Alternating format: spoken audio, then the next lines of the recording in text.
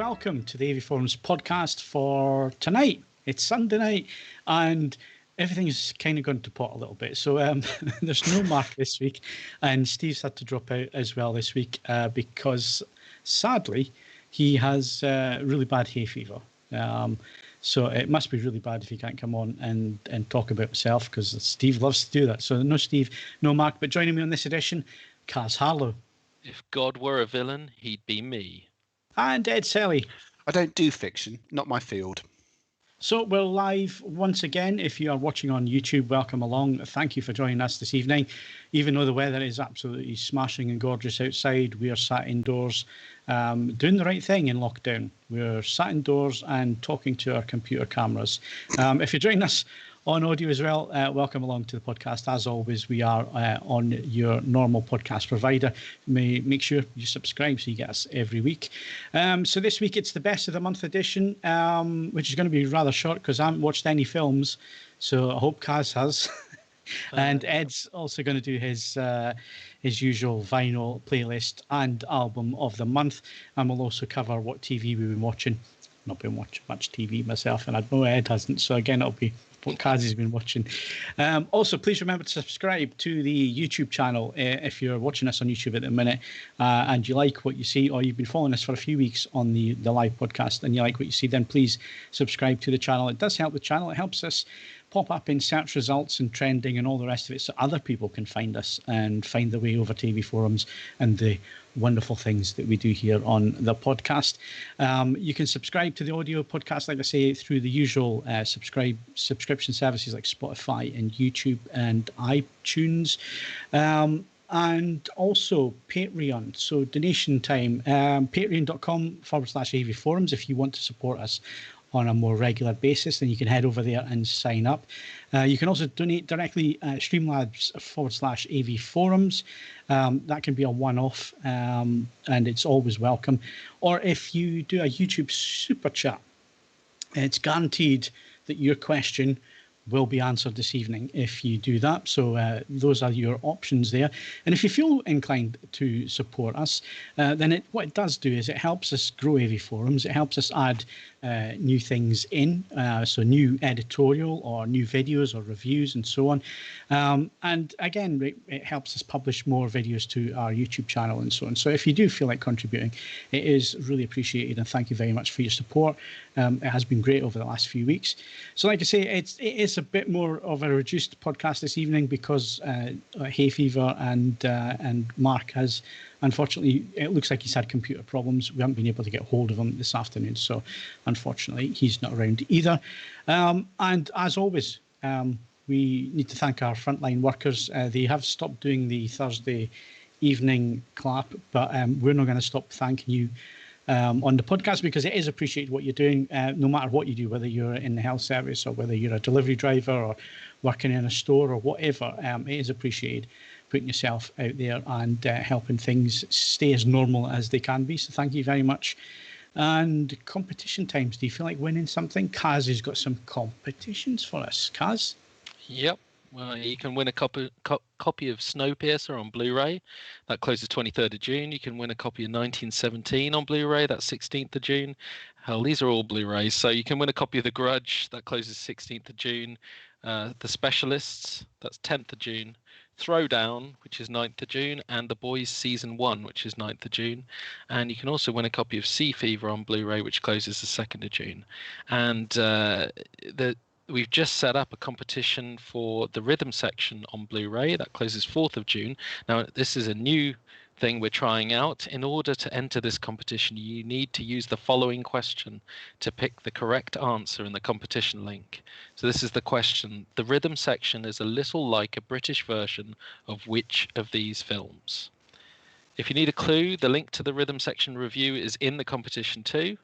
And as always, all competitions are open to eligible AV Forums members resident in the UK. And I wasn't reading any of that.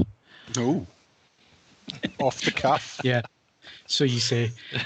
And previous competition winners, Kaz? Yeah, Anon won, and Raptor won copies of A Fistful of Dynamite on Blu-ray, and Chris B won a copy of Criterion's April titles on Blu-ray.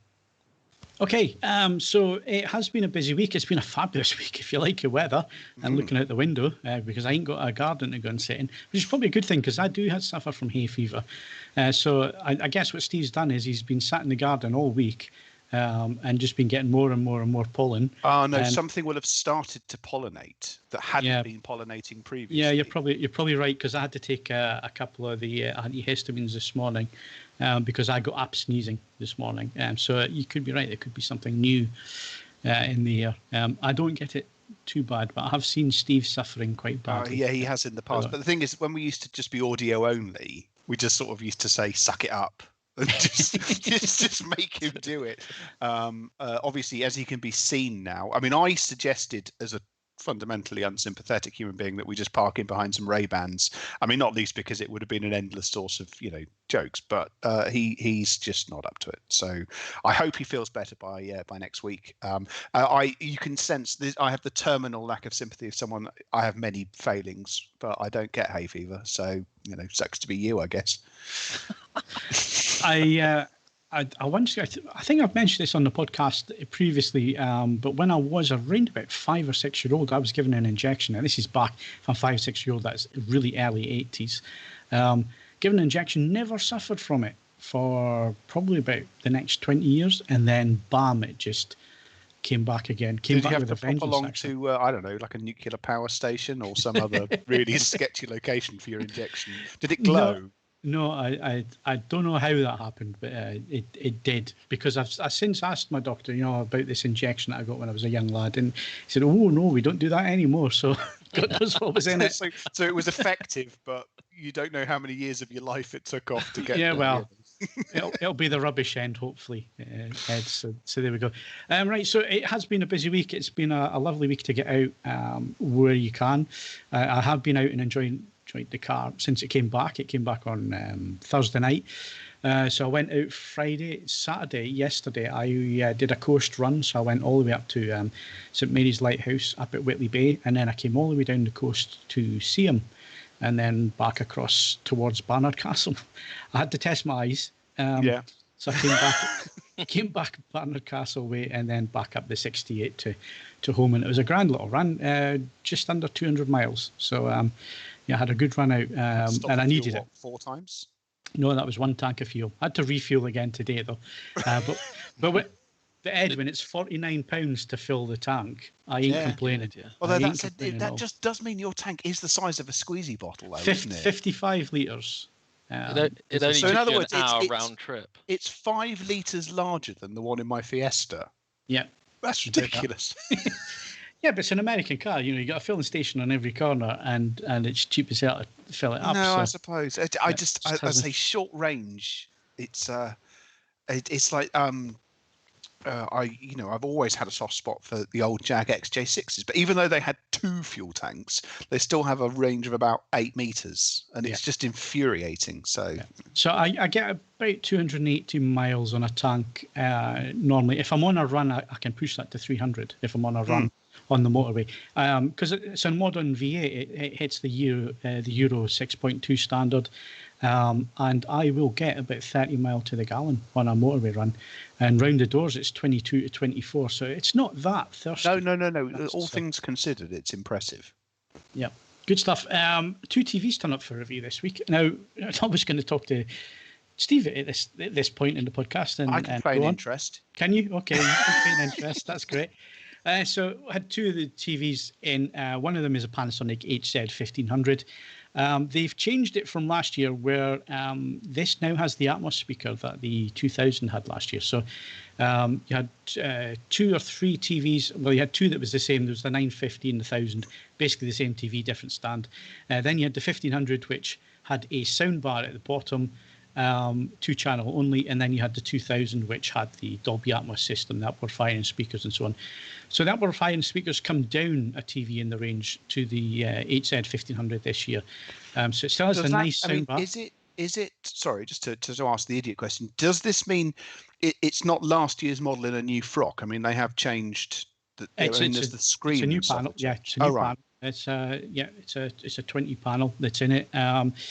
I need to get my little magnifying glass just to double check that, but it should be the brand new panel that's on that, the HZ1500, with the upward firing speakers, the soundbar, filmmaker mode on there as well. And it has the ambient sensor. Now, for Dolby Vision IQ, I understand the argument there because there is metadata for it to work from. So using the light sensor, it shouldn't be that far removed from what the filmmaker intends if they do it without switching anything else on, like noise reduction and so on. I've had a quick look at it. It looks like things are switched on and grayed out, so you can't change them in Dolby Vision IQ mode, which is rather naughty. I need to look into that in a little bit more detail and speak to Panasonic on that one.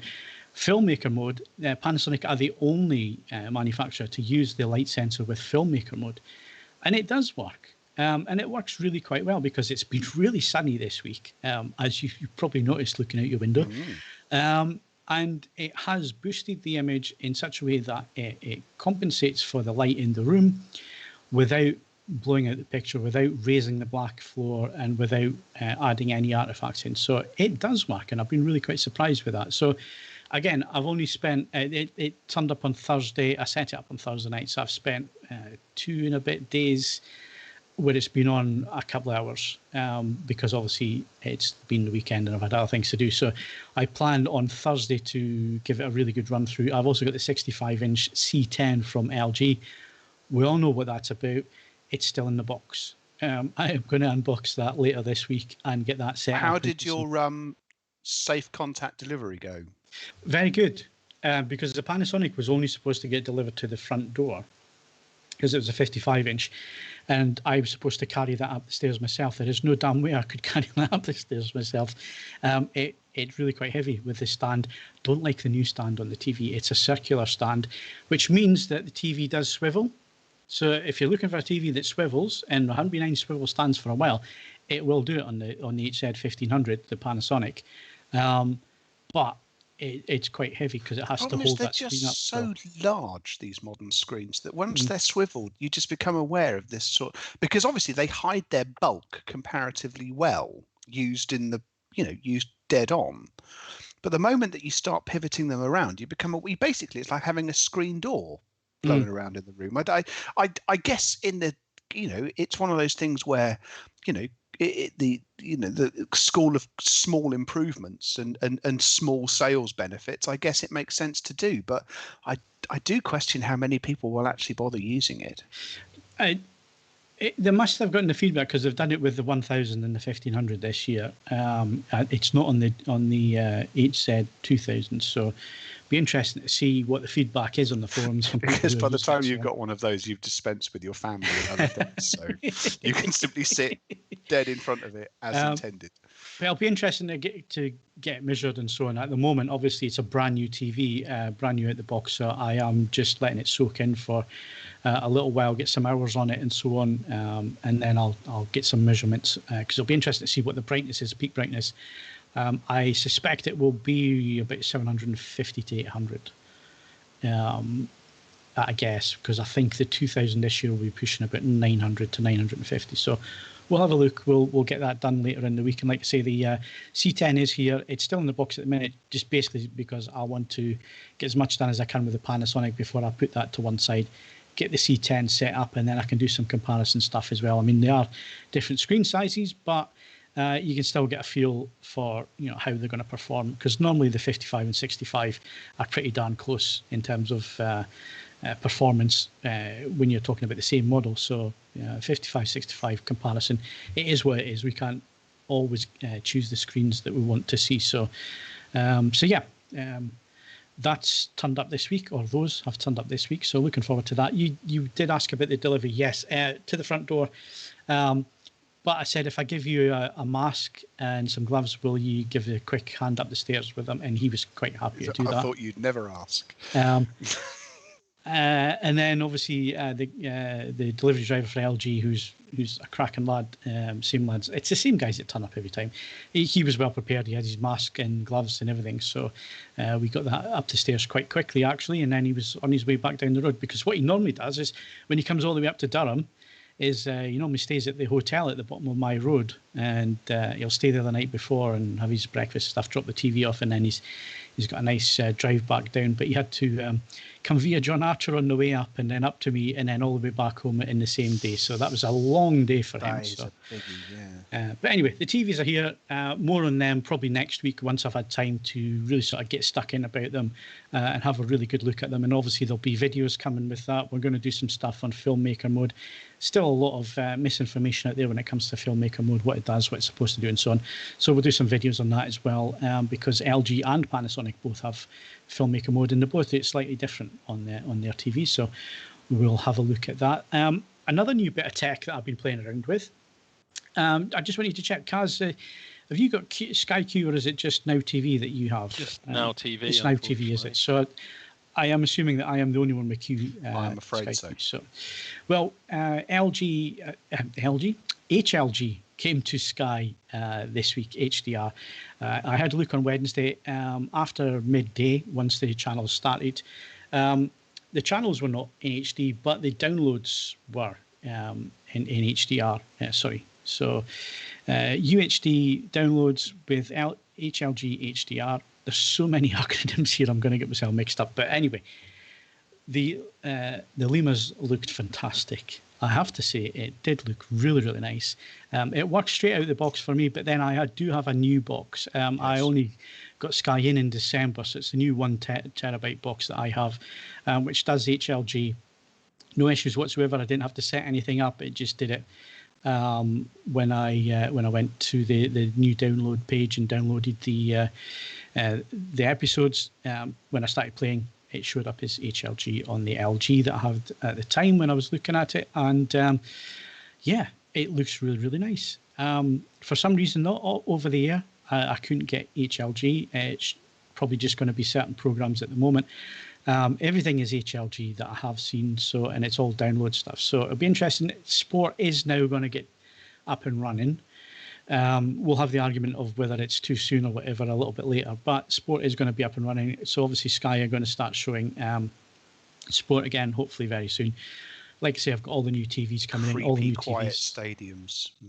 Yeah. But anyway, they're going to be HLG live, so it'll be interesting to see how they look. The BBC have managed to do it really well. They did Wimbledon and a few other events, and it's looked really, really good when they've done it. So I have no doubt that Sky, they'll be using the same outside broadcast facilities. They'll be the same companies that are doing what they did with the BBC. So yeah, it should be good. Be interesting to see that when it's up and running. Because, of course, 4K Sky football is in Atmos as well. So I've obviously got the Panasonic Atmos here. So hopefully I'll still have that when that gets up and running and so on. So that's what I've been doing this week. We'll come on to Tidal and Dolby Atmos music, which I have been listening to a little bit later on when Ed does his music stuff, because I think there's quite a bit of a debate to be had about Dolby Atmos music and how good it is and so on. So moving on, Ed, what have you been up to? I have got a delivery date for my new car. So after all the faffing around, it would appear that about 6,500 people agreed to revised lease deals with the company that's leasing my car. And I said, that's fine, but we all need our car next week. So somebody in the accounts department had a meltdown. And the long and the short of it is that it's coming at the original price. So after all the faffing, it turns up. So that's all good. So that does mean that yesterday I had to clear out 3 years of accrued tat from the inside of the old car. There were no less than 6 pairs of my son's old shoes in it, which is quite an achievement, I think. But they're all gone now. So it'll go off to be valeted tomorrow. So that's fine. Work-wise, I have been finishing off my May content for you guys. That's all going to be uploaded tomorrow. That's some. Obviously, you've already had the campfire review off me this month, but there's some interesting bits and bobs that will go up tomorrow. And I've written another 50 albums. But these ones are live albums, because I thought if anyone's a bit like me and you're sort of missing a bit of mass crowd interaction, and let's face it, at the moment crowds are bad news, So I found myself listening to more live music recently. So I thought, well, let's turn that into something. So it's a whopper 3,277 words of live album goodness. So yeah, hopefully that will have something which will appeal to almost everyone. We'll see how we go. Yes, otherwise it's also as per the running order showing, we've actually started to have some hi-fi stuff start to come through. There are companies who would have been releasing things at Munich, and it's time to start talking about them, even if Munich hasn't happened. So we've got a big tranche of new product from Absolute Sounds, who are a UK distributor for a number of fairly high-end organizations. Now, the one that's sort of interesting for us, at the sort of price points that we generally deal with things in AV forums, Copeland. Now, I've reviewed a Copeland product for AV Forum some years ago, which was a DAC, which had some valves in it, but was still a digital to analog converter. They have released an amplifier at 3,000, possibly a little bit more than that, which is another hybrid. So it has a valve front end combined with a solid state power amplifier. That should be quite an interesting product, because Copeland's valve amplifiers are sensational. So they do know what they're doing. They are a company that uses valves in their whole ethos is not let's be nostalgic. It's like, how do we use valves in the context of a 2020 product? So if we can get that one in, I definitely will. The other one, which childishly I'm interested in, because it's sort of an excuse possibly to have a second bite at the cherry. Wilson Audio, who make loudspeakers ranging from expensive to really very expensive indeed, by which I mean north of £500,000. Their smallest loudspeaker, which has the slightly awkward name of the Tune Tot, now has a dedicated stand. And the Tune Tot, I have to say, is the finest small loudspeaker I've ever tested under any circumstances. So I'm open to feedback on that. If you are interested to see how a speaker which costs, I think it's £10,800 for the speakers, and the stands are at least another £2,000. If you're interested in that sort of thing, then make your feelings known, and we'll see if that's something that can be squared away. Of more, I suppose, certainly of more interest to Phil, is that this week Technics announced the SL1210 GAE. So I've got some questions for you on this one, Ed. Right. Go on. What's the difference between this and the last limited edition? Honestly, very little. I thought so. No, they were unwilling to answer that in the live chat, but it is fundamentally the same GAE as was launched in silver as a limited edition. They've revised the isolation at the bottom plate. They've changed the ability to turn the strobe light on and off, which obviously is critical. And then it's black, which is, as we know, the black ones sound better. Yeah, I always like the 1210, which is obviously the black. The 1200 was always a silver. 1210. The only thing I would say, I don't know where you stand on this. I like the black turntable. I don't necessarily agree with putting the arm in black.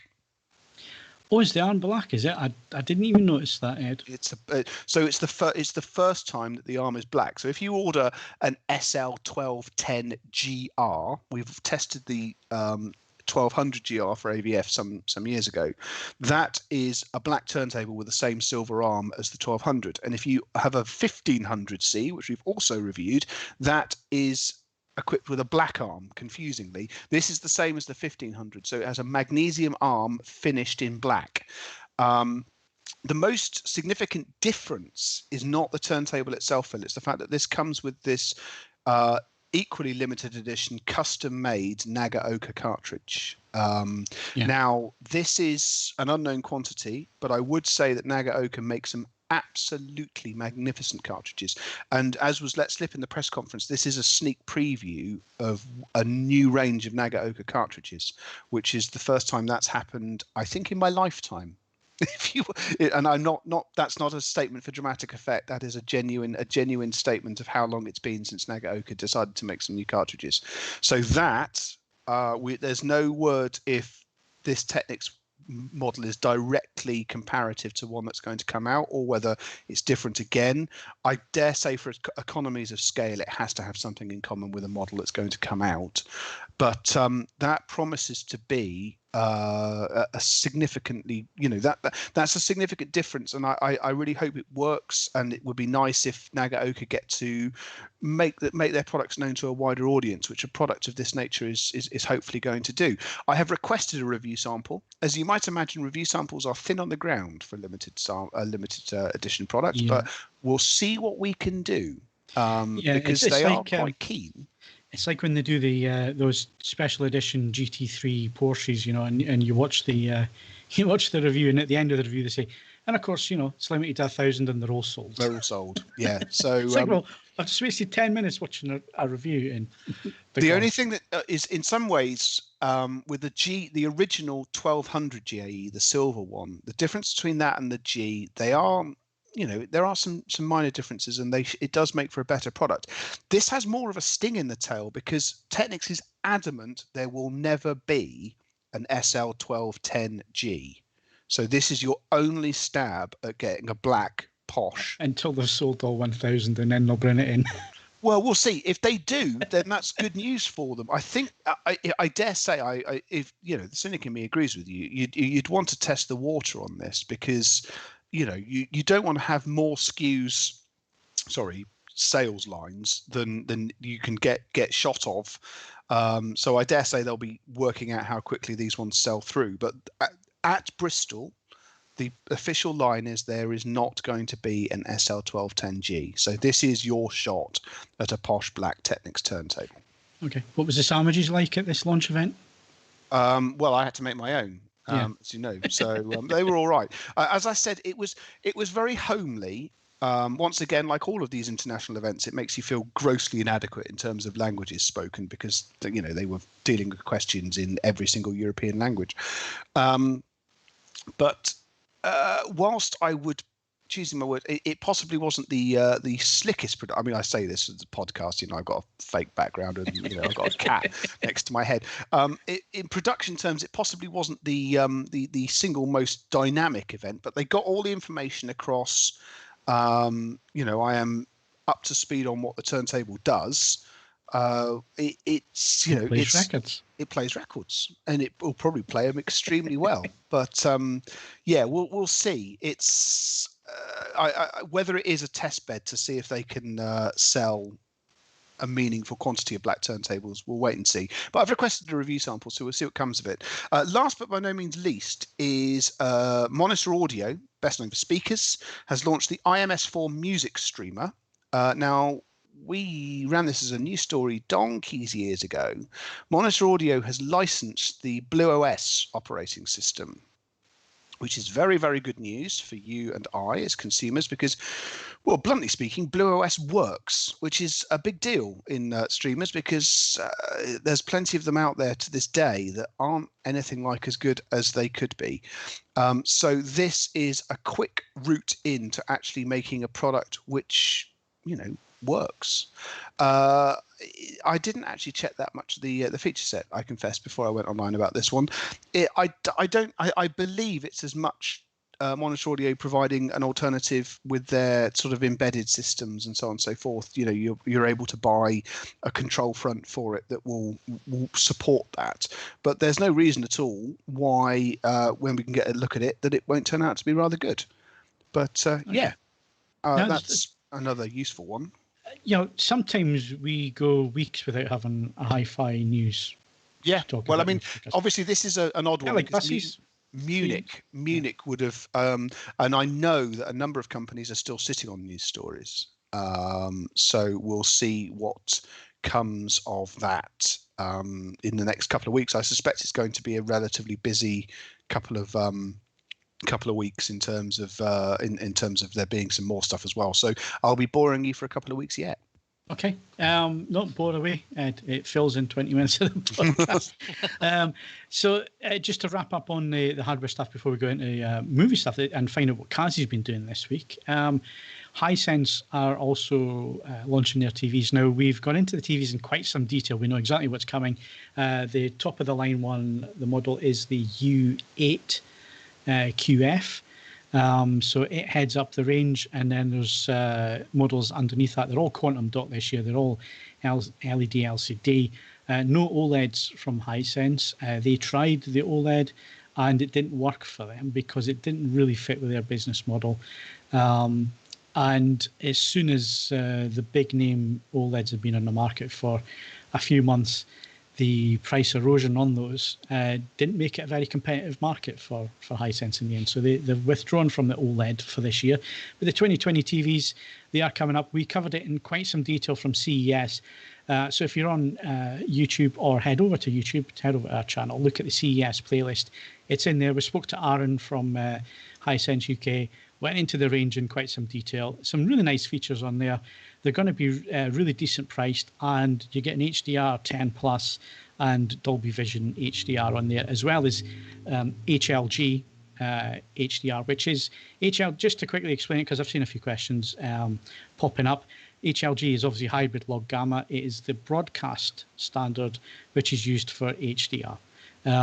So when we're saying HLG, which Sky says a lot because that's what Sky use and that's what the BBC use, it's HLG, hybrid log gamma. So that's another system, HDR system, but it's broadcast only. And it works slightly different. It has to, because it has to fit with live broadcast and so on. So if you were wondering earlier on, and I've seen a few questions pop up there as well, and like I say, keep your questions coming because we will answer them as we go through the podcast. But we're going to find out what Kaz has been up to this week. So Kaz, nice to see you wearing clothes for a change. What have you been doing? I got Stadia. That's my big news. So a while back, is that a disease? Oh. Yeah, sounds like it, doesn't it? No, a while back I mentioned on the podcast that I got online poker sorted with my friends. So that was quite nice to get 6 of us around a virtual poker table and play together like we used to in the old days, as good as, whilst on a video chat. So it's the best you can kind of do in lockdown. And the latest addition we've got going on is Google Stadia, so the gaming platform. And I used to have friends occasionally. I mean, it doesn't happen once you've got a family as often as it did before, but occasionally come around for like a gaming night. And one of my friends for my birthday bought me Google Stadia and a Chromecast Ultra, and we got gaming. So we got online on the phone. So we were hooked up on the phone and did a whole session together, just like the old days. Kaz, can one of you virtually flip the table over in a fury when you lose? That's well, in poker you can just throw your cards down quite aggressively. But mostly you do it by accident because it's very easy to swipe on your phone. But we're very much enjoying playing Early the Division days together, and so it's nice, a nice bit of normality to lockdown. So that's been particularly good. But it's interesting because on a very personal level, I'm virtualizing a lot of the interactions that I would normally have, purely because we haven't been able to get together.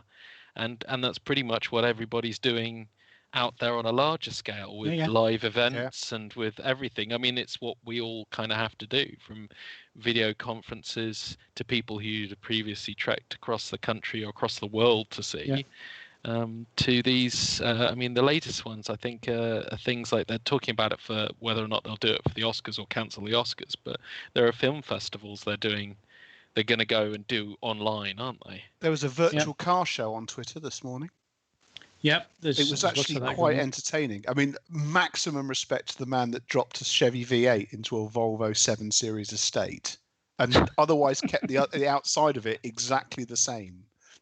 That's magnificent. I salute that. I think what this looked at, and you touched on this last week or maybe even the week before, Ed, is that we're suddenly going to realise that a lot of these things can be done online.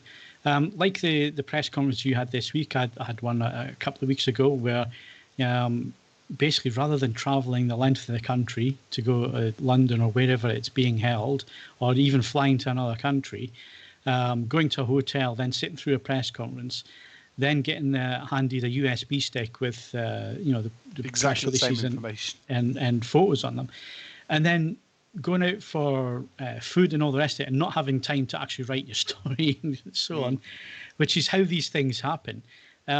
I think suddenly people are going to realise that, hang on, this is more cost effective. It's more time effective for the people because nobody has to travel and so on. And I'm not saying this is great because I used to like these little jaunts out, and because it's a good opportunity not only to get face to face and keep the relationships going with these companies, but also your colleagues in the industry as well. You all get to know each other, and you all go on these things. So that would be a shame to lose that side of it. But if you look at what these companies can actually save, and I was actually reading something about real estate in banking, and they've suddenly realised that these large, huge banks don't need to be spending 30 million a month on rents and offices and all the rest of it.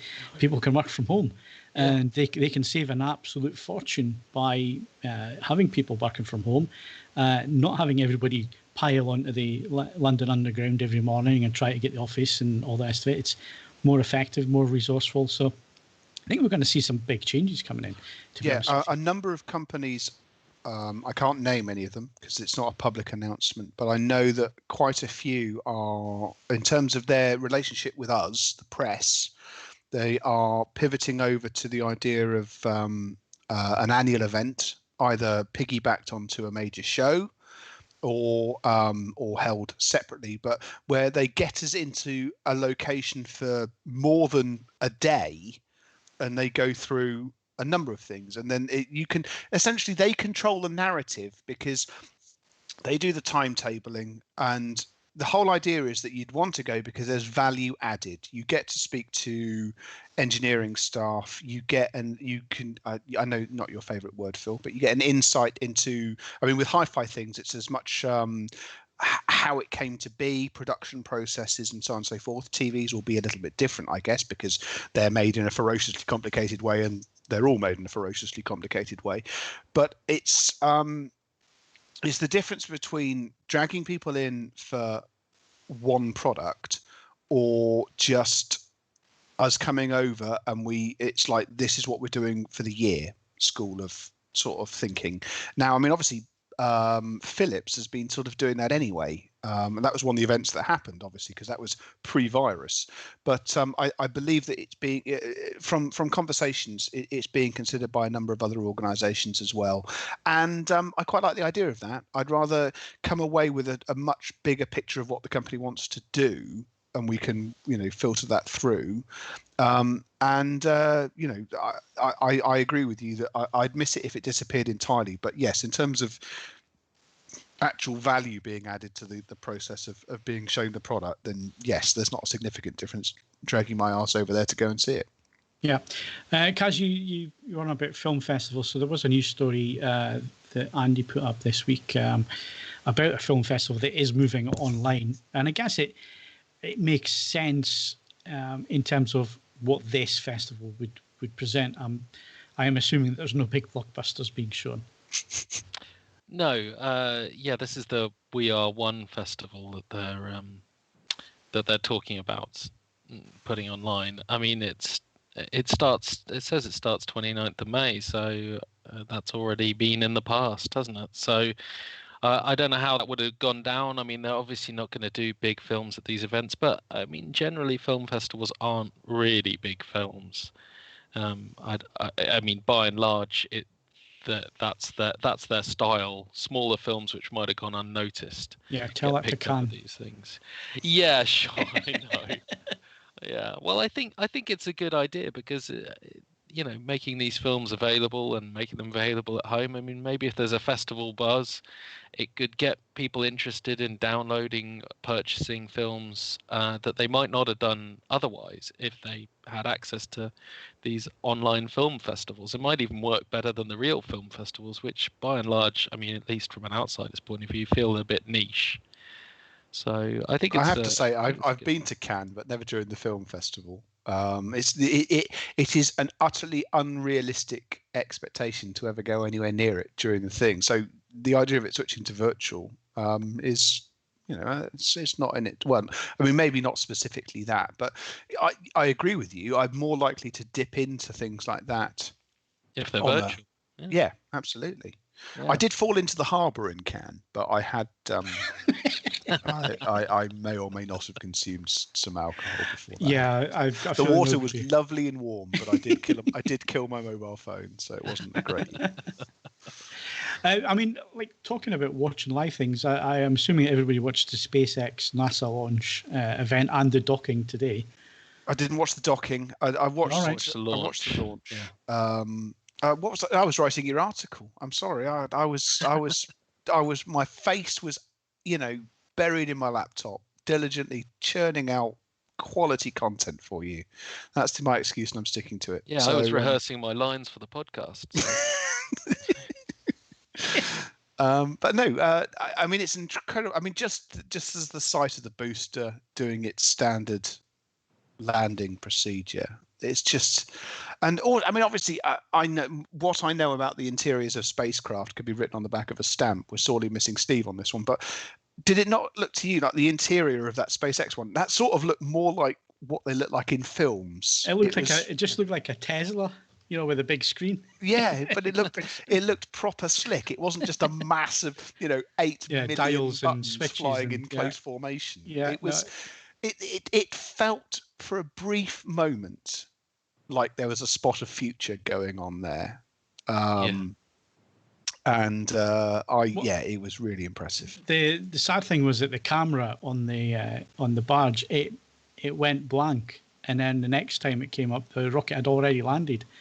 So that was a bit of a shame if you were watching it live, because you didn't actually get to see the rocket land itself on the remote barge. But yeah, really fascinating. I mean, when you think back to when they started trying that and they were just blowing up right, left, and centre, it's like, you guys are mental. Stop it! You can't get the boosters back, and then you just watch it work. I mean, compared to when they did that Falcon Heavy test firing and like the 3 of them landed inside of like 4 seconds. I mean, that Jerry Anderson.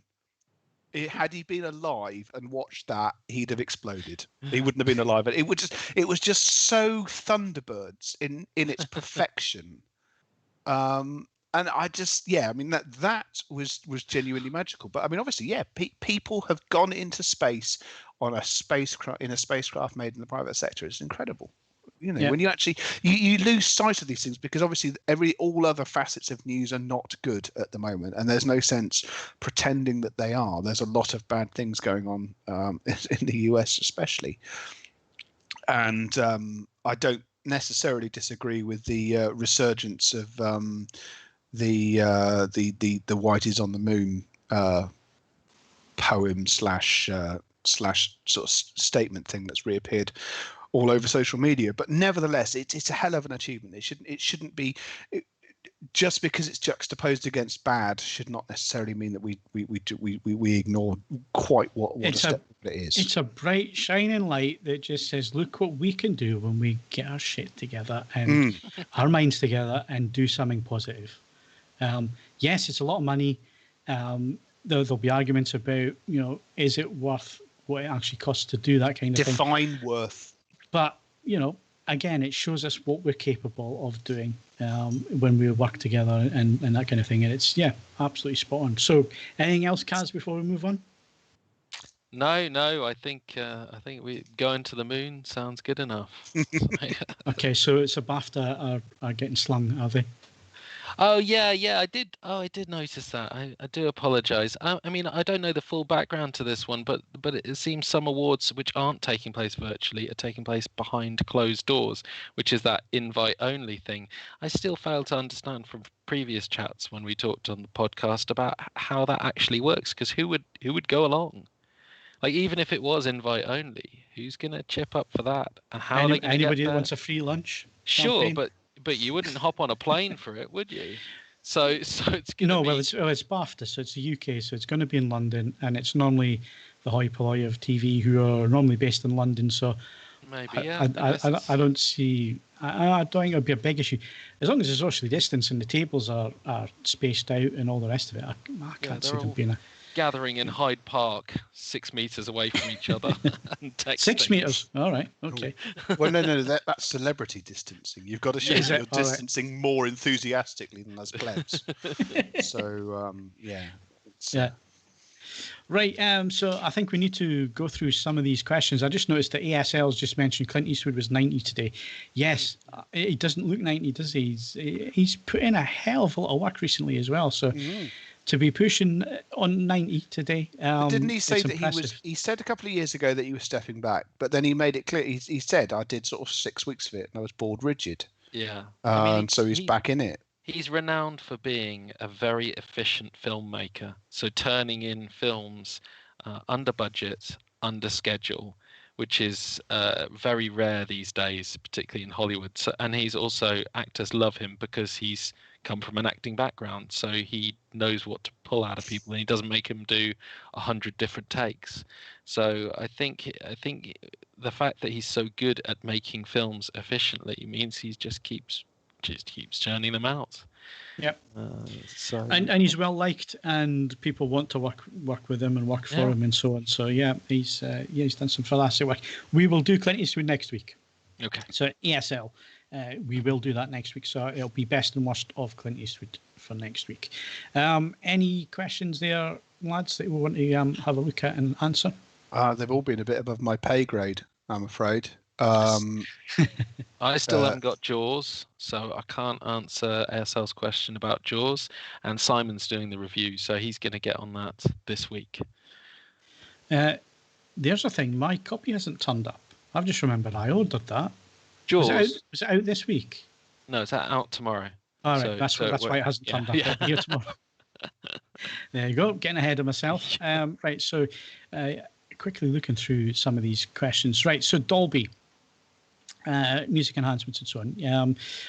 I don't know what that is about, licensed taxi-mint. I'll have to have a look at that. I've got a feeling it might be something to do with the center channel and how that works, but I will have a look at that. But anyway, I spent yesterday morning playing around with Tidal and Dolby Atmos music. I had a demo of this when I was at CES this year. It was probably one of those demos that sticks in the mind, and they happen very, very rarely. It's normally at a show like CES or IFA where it happens, but the one before this that I have I'll always remember was the Pioneer Ring demonstration for the Kuro. It was the 9th generation Kuro, and the demonstration, it was a pitch black room. And then suddenly this gold ring started floating in space in front of us. And then as the lights came up, you started to realize that this ring was actually a TV.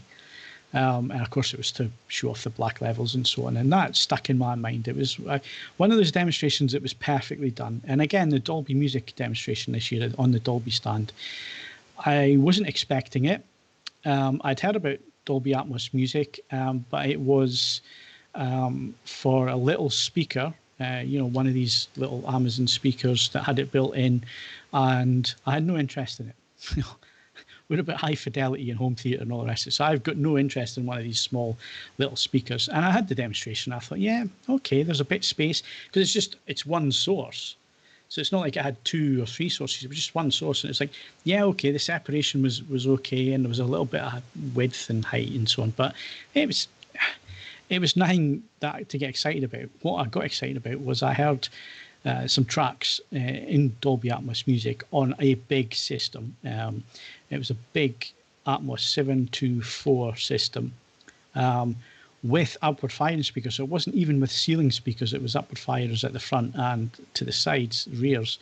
And I have to say I heard Prince, the Prince track, Doves Cry, and it's just something with music where if it's done well, it can get you on an emotional level. And it did, for whatever reason. And I've never been a Prince fan. I like the song, but I've never been a huge fan. There was just something about it, and it wasn't a gimmick. Now, we've all had the 5.1 music. We've had it on SACD, DVD audio. Before that, we had the DTS discs where they did the 5.1 mixes. I've got a Police album somewhere that has all the Police hits done in 5.1 mixes, and for a gimmick they were interesting, but it's not like the copy that I would go and grab to listen to if I wanted to listen to any of those tracks. I wouldn't necessarily go for the 5.1, and I know Ed will agree with me on this. 5.1 has in the past, because they can move instruments around the room and all the rest of it, on one layer. Sorry, I didn't mean to hit the microphone there, but on one layer, it is a bit of a gimmick. If it's done right, it can sound really good. The thing with Atmos is that it's object-based, so it's not channel-based in the traditional sense. So, if the drum section is placed somewhere, it's not necessarily coming from a speaker. And this is why it works. It's why Atmos really works, because it creates this sphere around you of sound. And it's almost like being in a live space, because it's not happening just on the one layer at ear height. There is sound up and above you. And again, it's object-based. It's not based on channels. So, if it's behind right, it's not necessarily coming from the speaker. It's coming from elsewhere, and that does track the way that they've mixed it. And they use a couple of tricks in it, but they only used it once. They don't keep going back to the same trick of moving sounds around, and it just gives it a real spatial sphere to what you're listening to. So unlike the old 5.1 systems, Dolby Atmos music is different if it's mixed correctly. And speaking to Xavier back at CES, he was saying that artists, once they heard it, they wanted to go back and mix the tracks with Atmos. So it was actually the artists that were driving this. It wasn't necessarily Dolby. Now, there'll be some marketing spin on that, because I was at the Dolby stand and we're talking about Dolby Atmos, and of course they want to market their product. But then you see the quotes from the artists who actually say, well, actually, I didn't know I could do this. I didn't know I could use this technology, and I do want to do it creatively, and I want to change things creatively. And when you hear really, really good creative mixes of these tracks, yes, I would put the display on so I can bring up Tidal on my Apple TV and sit myself down and actually listen to it. And this is the thing with music nowadays, Ed. You're probably of a dying breed where you actually sit down between a pair of speakers and listen to music. Oh, no, I make no bones about the fact that, normal people do not do that these days. They do not sit down between two speakers. This makes me sit down and actually listen. And I think that has to be a valuable offshoot of this. Now, it's not going to work for everybody. Not everybody's going to be interested in it. But now that I've given you my spiel, Ed, is it something that you would try? I'll give it a whirl. I mean, I've been impressed. PMC have done some extremely impressive demonstrations in a number of events with Atmos music. The kicker is that anything that I am inherently familiar with in stereo, I don't really want dicked about with. That's even if it's the artist. Even if, now there's a very select number of artists whom I might trust to do it, but that doesn't apply to all of them. It's interesting. If a piece of music was written with multi-channel in mind, the effects can be. Again, this is where I think. No. Just to hear me out. Hear me out on this, because I agree with everything you said about the gimmick of when it was being thrashed into 5 channels. I mean, the Dark Side of the Moon on SACD was just gopping. At the same time, Goldfrapp released Supernature on SACD in a multi-channel setting. And that had been written from the start with a mind to using 5 channels. And it's an extraordinary sound. I mean, I no longer have the means to play it in that format, but it's genuinely excellent. It's not doing anything artificial. It's just pushing you into the center of what it's doing. And it did mean, I've never truly written off multi-channel music, but my gut feeling with all of these things is the most mileage will be made from new releases being done from the very outset with this sort of thinking in mind, rather than dredging up the past and relying on the very variable skills of people trying to turn it into something that it may not have been intended to be. Stephen Huxtable's just flipped up. Do you listen to the Beatles in stereo or mono? Well, that obviously depends on the album. Everything up to Revolver should really, it doesn't sound right in stereo. Even Revolver, I've got both stereo and mono. But mono, I mean, Eleanor Rigby on the stereo version sounds weird because it's all or nothing for both the channels, for example. So yeah, I mean, I adding Atmos to some of those early Beatles albums, which are fundamentally mono presentations, even with object based, I don't want to go anywhere near it. But I completely agree that it's a different kettle of fish. If it's just a case of adding ambience and creating the sense of space that otherwise quite, I say this from a smug perspective. I'm sat in front of a pair of £7,000 loudspeakers. Unsurprisingly, they're quite good at creating a fairly convincing soundstage. The ability to use Atmos to give that under less, spendy circumstances, I'm all for that. I think that could work extremely well. I would still much rather see it being applied to new music than it being rejigged on old content. It's not the same as mining old film libraries for 4K content, because all you're doing there is unlocking the potential of the original. Unlocking the potential that is inherent in their original film stock. This is not the same with music. You are entering a period of entering a phase of creative interpretation, and especially if the artist is no longer with us, no pun intended, I'm not referring to our dearly departed hay-fevered Steve, it's a case of it's very subjective about how that might be done. Also, there'll be breathtakingly cynical exercises in doing it. I have no doubt in my mind that there'll be an Atmos Dark Side of the Moon, an Atmos Brothers in Arms, and an Atmos Tin Pan Alley before you can say Money in the Bank. Yeah, So, there will be, and again, I'm not saying there won't be the gimmick stuff. It's just it is a different technology. The one thing is, I've been going through the thread on the forums, and it appears that everybody who is not using an Apple TV 4K to source Tidal into their AV system is not getting Atmos from any other device that should be compatible. So there seems to be an issue with the Tidal app at the moment. The thing with the Apple 4K TV, which is what I'm using it into the Yamaha processor, the 5200 processor. It's about 10 dB too low volume wise compared to everything else. So I am having to up the volume at least 10 dB. Have you still got that Yamaha 2 box set with you? Have I still got the what? The Yamaha 2 box processor power amp with you. Yeah. So in other words, you've got a bit of spare volume kicking about if you need. Oh yeah, there's plenty of spare volume. And once you had, because I had the demo with Dolby, and it had stuck in my mind. The first track I went to was the Prince track on there, and I had to fiddle about with it a little bit in terms of volume to get it to the level where I remember it being. But once I got there, and the tracks that I have listened to, and it was mainly the classic rock stuff that I listened to. I haven't gone into any of the electronica and so on, which will sound fantastic with that kind of technology. But the old Atmos mixes that are there, none of them are gimmicky in the playlists that are listed on Tidal at the minute. They've all got some creative use of the technology, and some are a little bit jarring because they are doing something a little bit different. Others just work.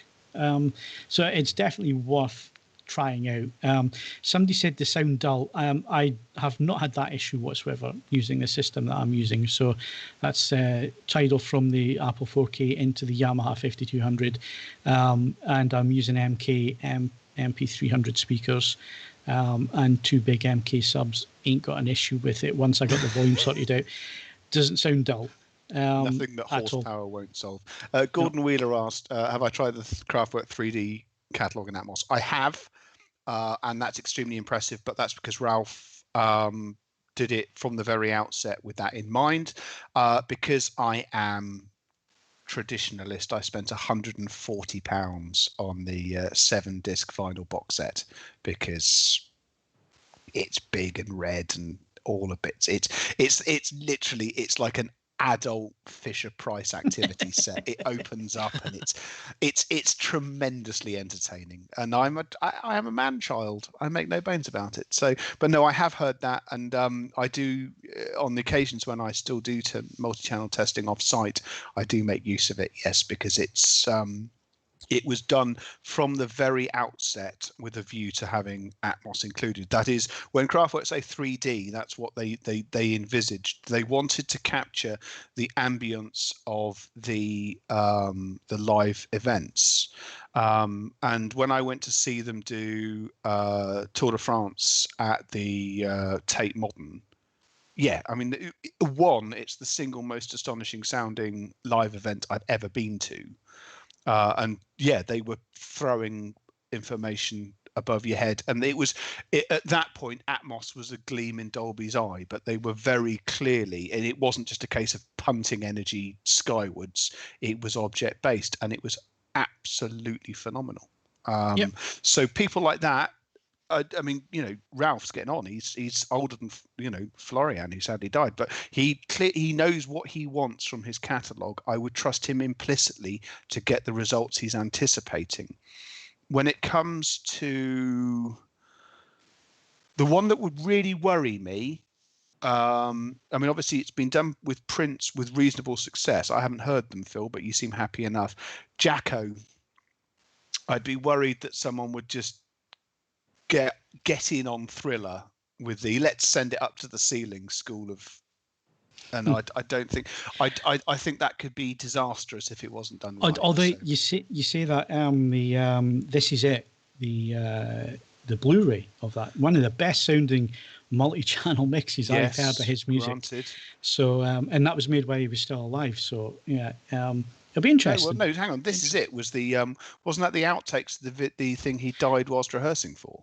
Yeah, but it was always planned that it was going to be a big multi-channel but he didn't, presentation. So he didn't sign off on it on account of being no.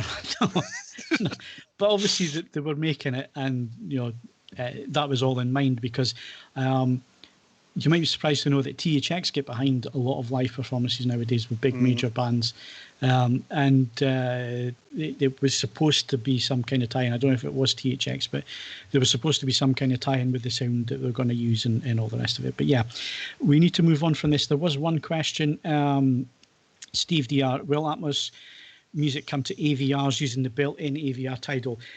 I don't see any reason why that won't happen. It's probably just about the support on the app at the minute. It will come down to Tidal's plugin API or whatever they call it as to whether they make that function.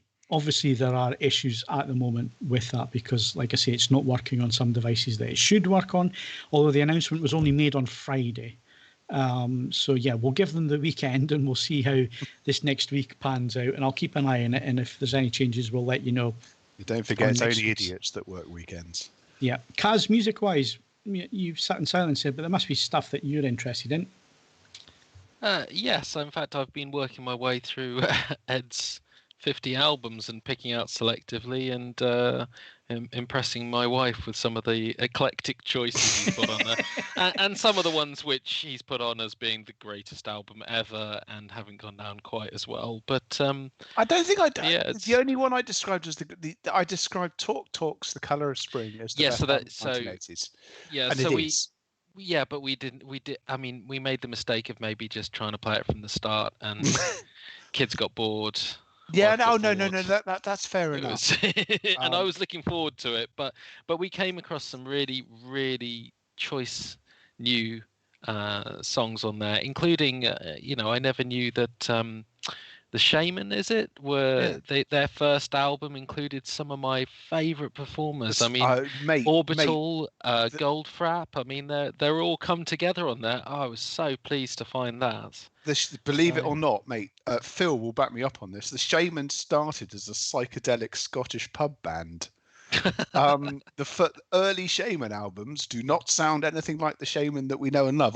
I've got them all because I'm an idiot, but yeah, they essentially about 18 months before that Ontact album was released, 18 months, possibly as much as 2 years, they pivoted almost completely to the sort of sound we're more familiar with the snappily named "In Gorbachev We Trust."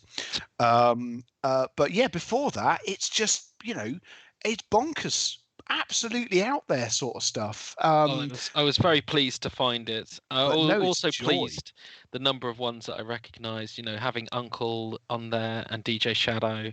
It was nice because they are groups that not that many people might have heard of. So it was nice that some of my favourite bands were on there in one way. It was a balancing act, that list, and I loved it when people were going, "Oh, you haven't put Led Zeppelin on there." It's like, people have generally heard of Led Zeppelin. The live album list does include major acts. It doesn't include all the major acts. Spoiler alert. I'm waiting for the fury, because there are a couple of live albums which made it to the top 75, and they haven't made it into the final 50 cut. I'm afraid that if you are a metaler, there are some live metal albums that I do quite like, and many of them are from the 1970s and so on and so forth. There's a couple where it's just furious noise. Yes. And I appreciate that it's a very visceral take on almost certainly what the audience were hearing, but I don't necessarily get that excited about it. Interestingly, I've made the point in the in the live albums piece in the intro. Some of those albums do have accompanying DVDs, Blu-rays, UHD Blu-rays, but most of them don't. This needs to be separated from Atmos music, because it won't have the same effect. But the moment that you introduce a video element to a concert where you are shooting with a view to producing a commercial video, it has a detrimental effect. You've got the audience looking at the cameras. You've got people on stage brandishing cameras to get those close-up shots. Schrodinger's cat. It starts to mess about with the spirit, the energy, the there in the moment nature of the event itself. Now, multi-channel need not do that. You're still taking a feed off the desk, and you can interpret it as you see fit. But I maintain the best live albums are the ones that capture that spontaneity. And if any of these things impinge in that, I won't be a happy camper. Gordon's just asked top 20 multi-channel list. Oh God, that would take some time, because you have 20 multi-channel. Yeah, oh God, there are. But I've moved. Unfortunately, I've moved away from multi-channel, which means I'm well out of the loop. And two, I'm not thrilled about that many of them. So it would be a sort of it would. I'm not ruling it out.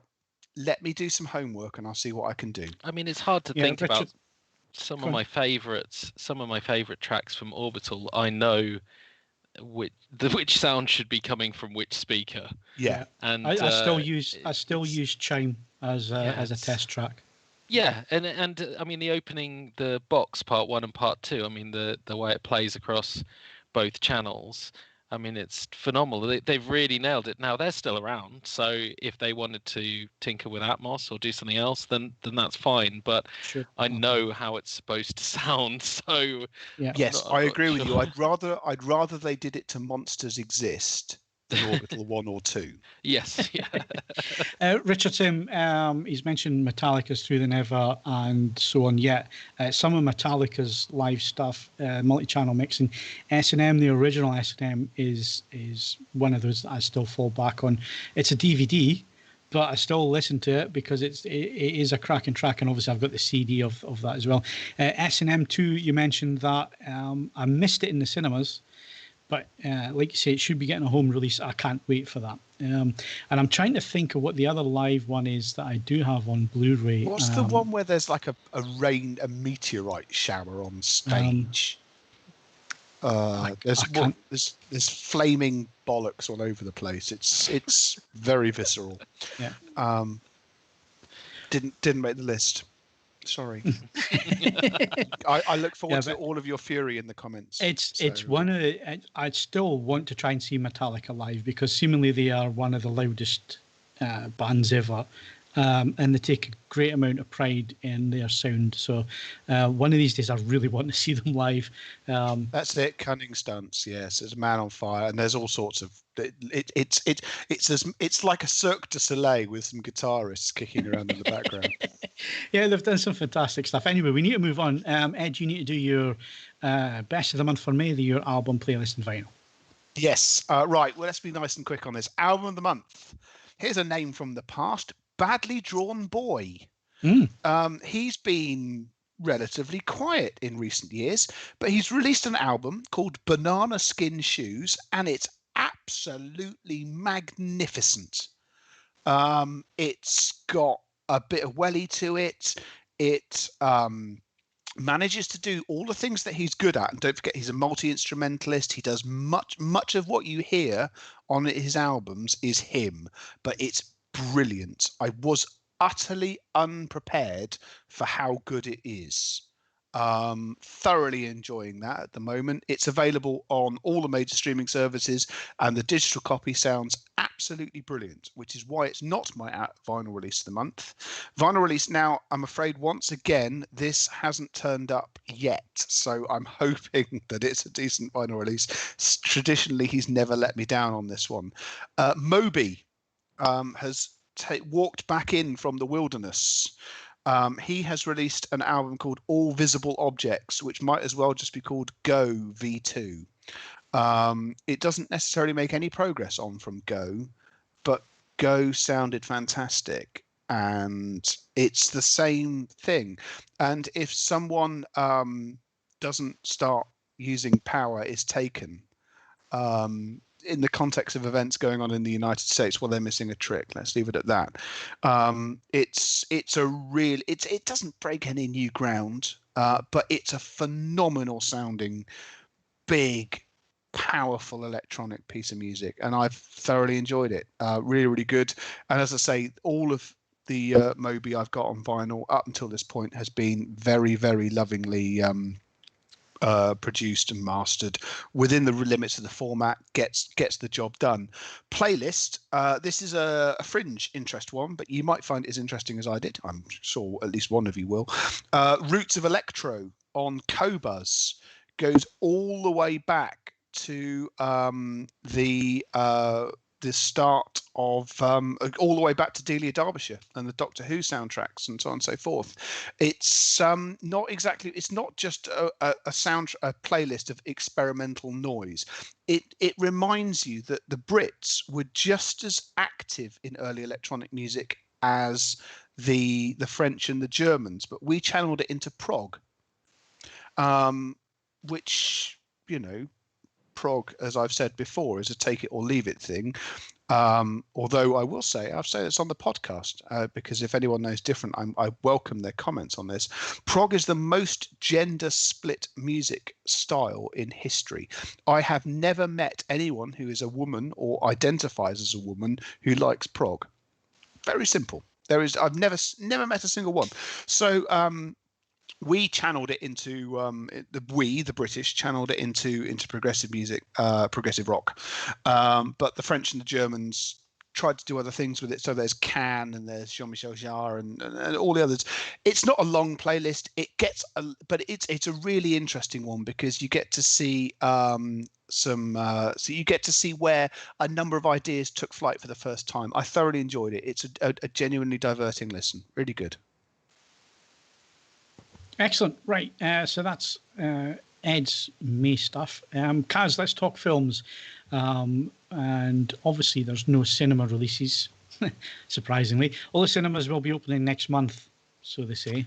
So they say. Everyone's We'll still talking about tenets, aren't they? Yeah, we'll see. Well, we'll see. I have no intention of going back because I'd have to walk through a shopping centre to get to the cinema to start with, and I have no intention to doing that at the moment. But anyway, what can we watch at home in the safety of our own home cinemas? Okay. Well, Underwater comes out tomorrow. That's the kind of sci-fi survival underwater, funnily enough, feature that does a B-movie blend of Pitch Black and The Abyss. Got absolutely slaughtered by critics. It opened February, I think, in the UK in the cinemas, just before, well, a month before lockdown. It didn't fare particularly well, but I really enjoyed it. I thought it was I thought it did exactly what you'd want from that kind of movie, and I'm a fan of that genre of movies. So it's Kristen Stewart stuck underwater on a deep sea deep sea drilling and research rig at the bottom of the Mariana Trench, gets hit by an earthquake and has to survive as the rig collapses around her, and various people in the cast get killed, and slowly you find out that there are some underwater meanies there as well. I mean, I really enjoyed it. It was did what it said on the tin, and I was surprised it got utterly slaughtered. And I'm a big fan of Kristen Stewart. I mean, I wasn't. She's in the underrated. Twilight eras. Yeah, I didn't like her in Twilight. I didn't like anyone in Twilight. But look what happened to Robert Pattinson. He's done exceptionally well for himself, and I'll watch any film he does now. And she's done some really good indie work, and even her generic Hollywood fare, she seems to try something different. She's the best thing in Charlie's Angels by a country mile, because she just doesn't do what you'd expect from a character in that movie to do. What was the Julianne Moore dementia film? She's really good in that too. Yeah, Still Alice. Yeah, she's it's obviously it's not a scene stealing thing, but it's a really good meat and two vegetables performance. She seems to be interested in doing something a little bit different with every role she takes, and this is no different. I mean, aside from her look in this, which is distinctive, she's a tech expert and mechanical engineer, and she brings something different to the role than you would expect from it. So I got a lot of time for her, and she carries the movie single-handedly. Vincent Cassel's also in it. He's always worth your time, and I thought it was a nice 90 minutes of tension underwater. So yeah, I'd recommend that. Now we're all trapped at home. I think that's the streaming movie. We've also got Oliver Megaton's The Last Days of American Crime. That's coming to Netflix at the end of the week. Now, he's got a fantastic name for action movies, but I have to say, hasn't always translated that well. He did the Taken sequels. He did Columbiana. He's done a lot of work with Luc Besson scripting it, and I'm going to use air quotes for Luc Besson scripting it, because I think that Luc Besson's scripts involve some measure of random cut and paste from every movie he's done before. But it looks like it could be fun, and Netflix is where a lot of people are going to be heading on Friday night. So that's what we've got to look forward to in TV and streaming this week. Okay, is that it? That's the new stuff that you got to look forward to. I mean, you can also, if you want to pick up a disc, which I would highly recommend, given that this week is Jaws 4K, then you can get Jaws. You can get Onward, which I found a particularly touching Disney trek, despite the fact I had no interest in seeing it at the cinema, and that was mostly because the kids weren't really interested in it. But I found it. Yeah, it got me, and I had the kids both asking me whether I was going anywhere afterwards. I mean, people who've seen it will understand the reference, but it's quite touching for dads. So that was good. I recommend that, and everyone's going to be looking to see what Jaws looks like. Also got The Grudge on Blu-ray, Parasite on Blu-ray, tragically not in 4K. Cats on Blu-ray, tragically released at all. Watchmen season 1 on Blu-ray. I'm holding out for the butthole cut, and I won't hand any of my money over until I get the butthole cut. And Red Dwarf: The Promised Land on Blu-ray. I didn't catch that. That's the reteaming, is it? The latest reboot, not reboot, like them getting back together. Yeah, that's we could really do with some money to buy a new extension. So Yeah, well, no, the only catch is otherwise they could all age quite brilliantly, other than poor old Robert Llewellyn, who has to get into his Crichton costume each time. So it could work. I mean, the thing is, I mean, there's nothing to stop many of these things becoming quite happily superannuated, except for that. You know, it's the same thing with Data in Picard. I mean, I thought he looked alarming. You guys were less worried by it, so. It's just because we're so baffled with everything else that was going on. No, that's fair. That's fair. Probably went past this. Anyway, we are rapidly running out of time yet again. Do you want best of the month then, really quickly? Yeah, because I was just going to come onto that because I think you're the only one that can do the films and discs. Sure. Well, I would have said that you and Steve would have gone for Bad Boys for Life or 1917 as the 4K disc of the month. Bad Boys for Life, no Dolby Vision. Still one of the best looking discs I've seen this year. I think it's tremendous. I enjoyed the film. 1917, it also looks fantastic. I mean, we know who the cinematographer is, and I better not talk about him in case the people who do the costumes get upset with me. But Again. Yeah, that's been up there. But I have to say, I and it's probably because I only just watched it. I'd put Top Gun. It's a US release. The UK release isn't out until this month. Yeah, we're just about there tomorrow. So the UK release isn't out till June, but the US release was out in May, and I absolutely loved rediscovering it. It was shot obviously on film, and they've managed to do a tremendous job cleaning it up, making it look good without robbing any of that detail. And Dolby Vision, Atmos, it's best it's ever looked. And I was utterly blown away by some of the shots, particularly it's still one of those stunts where there's nothing to substitute the fact that it's mainly just terrified cameramen in the back of jet aircraft shooting things. It makes all the difference. I was so surprised about what they got away with for that. There's no other movie that has that much real footage of planes in it. Maybe apart from the new one, Maverick.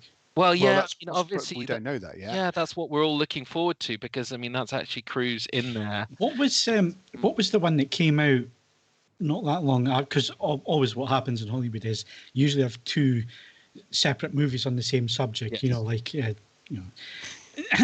Talking Iron Eagle, or you're talking when they went with helicopters? Oh, it's Iron Eagle. Yes. Yeah. Louis Gossett Jr. Yeah, Iron Eagle 1, 2, and 3. There's lots of Iron Eagles. Yeah. Yeah, I did enjoy Iron Eagle, but it's not a patch on. Michael Bay has managed to get some great footage out of the military. He has, yes. The sequence in the original Transformers, where the Tank Buster, isn't it? A-10. Yeah, not just that, but there's also that Hercules gunship. Yes. And the reason that looks pretty compelling is because it's just firing several thousand rounds at the ground for the sheer unbridled joy of blowing something up. It looks real because it is.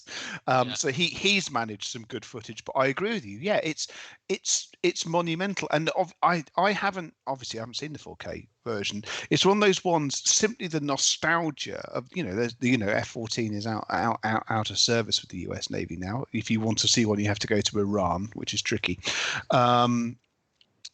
The idea of seeing that footage in full-on 4K is weirdly appealing. That and the volleyball scene, obviously, because Well, both look spectacular in 4K. but I was particularly impressed by some of the aerial footage. It just looks.